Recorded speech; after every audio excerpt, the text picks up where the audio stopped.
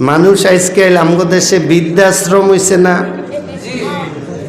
বৃদ্ধাশ্রম হওয়া কিন্তু খুব খারাপ জিনিস।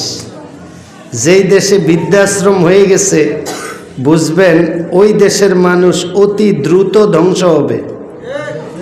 কারণ হয়েছে বৃদ্ধাশ্রমে মানুষ মা বাপকে নিয়ে দিয়ে আসে সন্তানেরা, অথচ সন্তানদের জন্য মা বাপ জান্নাত।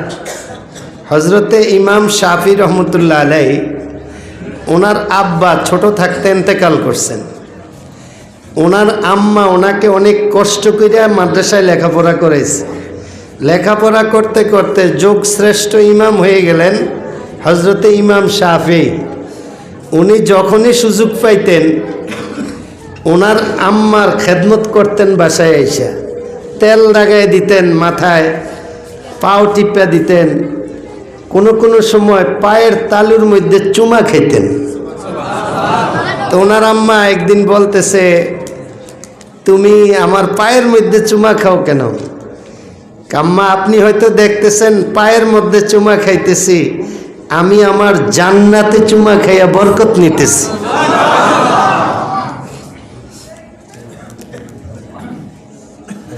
আমাদের নবীজি মুহাম্মদুর রাসূলুল্লাহ সাল্লাল্লাহু আলাইহি ওয়াসাল্লামের কাছে এক সাহাবী আসছেন। নবীজি কালকে সকালে যুদ্ধের ময়দানে যাইবেন, নবীজি নিজে উপস্থিত থাকবেন। এক সাহাবী আসছেন, নবীজি বললেন, কই যাও? আল্লাহর হাবিব, কালকে যে যুদ্ধে যাইবেন এই যুদ্ধের ময়দানে যাওয়ার জন্য আমি আসছি। তুমি আসছো ঠিক আছে, কিন্তু তোমার চেহারার মধ্যে তো একটু চিন্তার ছাপ আছে, কেমন যেন একটু পেরেশানি। ওই সাহাবী বললেন, আল্লাহর হাবিব, আমার তো আব্বা নাই, আমার আম্মা ঘরে একা, আমিও আম্মার জন্য একা। তা আমি আমার আম্মারে বললাম নবীজির সাথে যুদ্ধের ময়দানে যামু, আমার আম্মা নিষেধ করলেন। পরে আমি বললাম নবীজি উপস্থিত থাকবেন এই যুদ্ধে, এটা অনেক বরকতময় যুদ্ধ, এই জন্য আম্মা আমি থাকলে একটু ভালো হবে, আমার মনে চায় যাইতে। আমার আম্মার ইচ্ছা না থাকা সত্ত্বেও আপনার কথা শুনে আমার আম্মা আমার অনুমতি দিছে। কিন্তু আল্লাহর হাবিব, সমস্যা হইল কোন জায়গায় জানেন? আমি যে বাড়ি থেকে বাইরে আসতেছি, আমার আম্মা ভাবতেছে আমার আম্মার সাথে আর দেখা হবে না, যুদ্ধের ময়দানে তো আমি শহীদ হয়ে যেতে পারি। এই জন্য আমাকে যতক্ষণ দেখা গেছে আমার আম্মা আমার দিকে তাকাইছিলেন। আমি পিছনের দিকে যতবার দেখছি অতবারে দেখি আমার আম্মার চক্ষু থেকে পানি পড়তেছে। নবীজি বললেন, হে আমার সাহাবী, তুমি আমার সাথে যুদ্ধের ময়দানে যাইতে হবে না, জলদি বাড়িতে চলে যাও, যাইয়া তোমার আম্মার খেদমত করো। আমার সাথে যুদ্ধের ময়দানে যাইয়া জেহাদ করলে যেই সওয়াব হইতো, তুমি তোমার মায়ের খেদমত করো, আল্লাহ পাক তোমাকে আমি নবীর সাথে যুদ্ধের ময়দানে জেহাদ করলে যেই সওয়াব হইতো সেই সওয়াব দিয়ে দিব। আমাদের নবীজি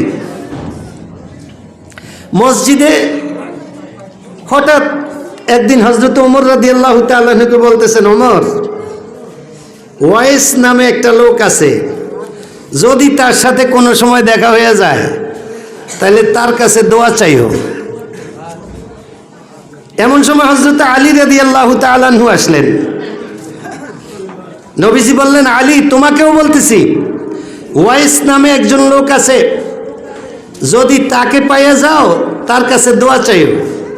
হযরত ওমর বললেন, আল্লাহর হাবিব, বুঝলাম না, এই ওয়াইস কে? তার কাছে কেন দোয়া চামু?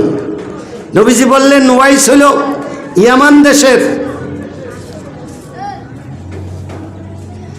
নবীজি, তার কাছে দোয়া চামু কারণ কি? কি লাভ? সে দোয়া করলে কি হবে?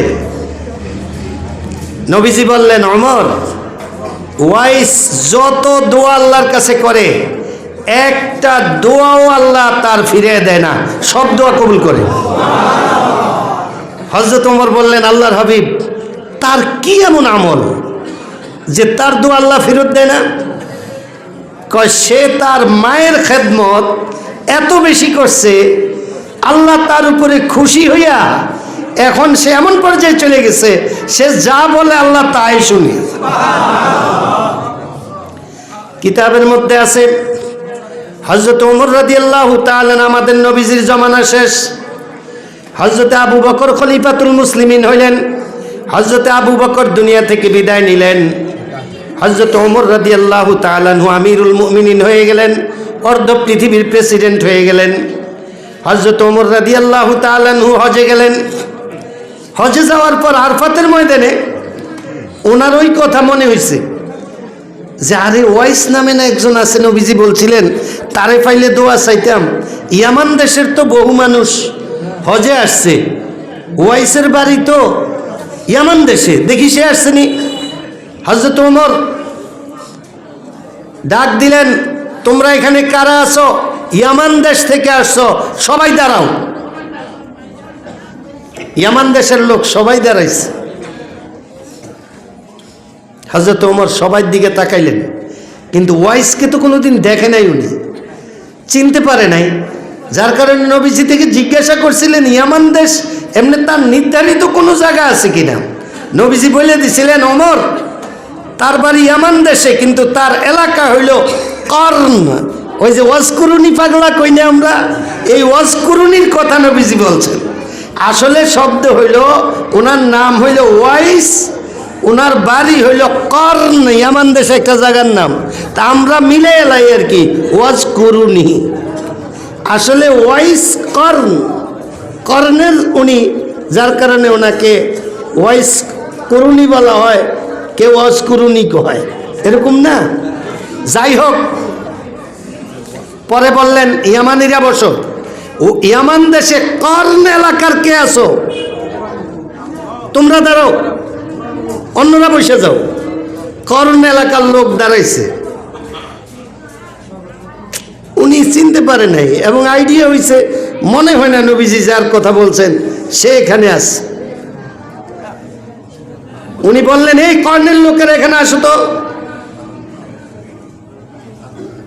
তোমাদের কি আর কেউ আছে এদিকে? বাকি কহ ওদিকে আরো 2-4 জন থাকতে পারে। বলছে তোমার মধ্যে কেউ ওয়াইস আছে নাকি? কয় না। হযরত ওমর রাদিয়াল্লাহু তাআলা আনহু ওদিকে যাইতেছেন, যেদিকে বলছে আরো 2-4 জন থাকতে পারে। হযরত আলী রাদিয়াল্লাহু তাআলা আনহু পিছে পিছে, যে যদি দেখা হয়ে যায় নবীজি বলছেন তারে দিয়া দোয়া করাইতে। হযরত ওমর রাদিয়াল্লাহু তাআলা আনহু মাঠের শেষ প্রান্তে গেছে, যাই এক লোকেরে পাইল, বলল ভাই তোমার নাম কি? নিজের নাম বলল। বলল তোমাদের এখানে কোনো ওয়াইস নামে কেউ আছে নাকি? কয় কোন ওয়াইস? পাগল। হযরত ওমর কয় বেটা তুই পাগল, ওয়াইস কই এটা কই যে উঠ সরাইতে আছে, এদিকে যায় দেখ। হজে আসছে আবার উঠ সরায়, যায় দে উঠ সরানির মধ্যে উঠ আছে, মানুষ নাই। পাশে এক জায়গায় একটা লোক নামাজ পড়তে আছে, হযরত ওমর হযরত আলী দুজন পিছে যায় দাঁড়াইছে। নামাজে যে সে বুঝতে পারছে আমার পিছনে কোনো লোক আসছে, জলদি নামাজ শেষ করছে। নামাজ শেষ করে পিছনের দিকে তাকাইছে, সে তো চিনে না পিছনে 2 জন কে। কে তোমার নাম কি? পিছনের 2 জনে বলতে আছে আমার নাম আল্লাহর বান্দা। কয় তোমার নাম আল্লাহর বান্দা?